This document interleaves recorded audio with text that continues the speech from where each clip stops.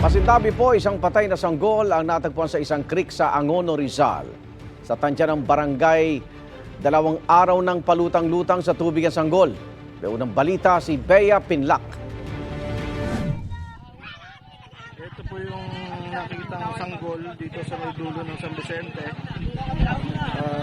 Bababayin na po ng isang residente para mailapit.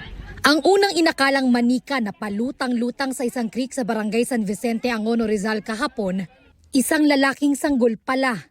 Ayon sa barangay, wala nang buhay ang baby na kasama ng mga basura at patay na hayop sa tubig. Nakita namin ba nakadapa yung bata. Yung bata na may katabing daga, may tilapia ng mga patay. Tapos maraming dahon.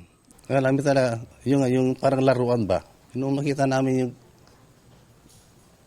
may dumapo na langaw. Yun, dun na.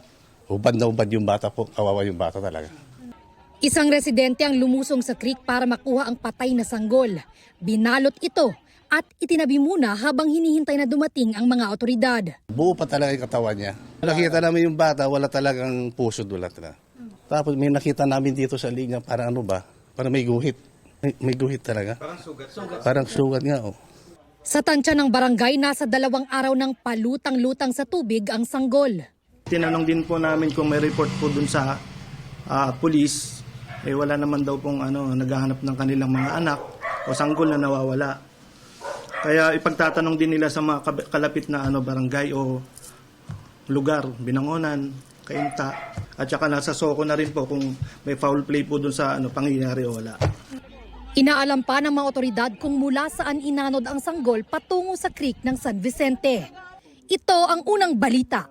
Bea Pinlac para sa GMA Integrated News. Igan, mauna ka sa mga balita, mag-subscribe na sa GMA Integrated News sa YouTube para sa iba't ibang ulat sa ating bansa.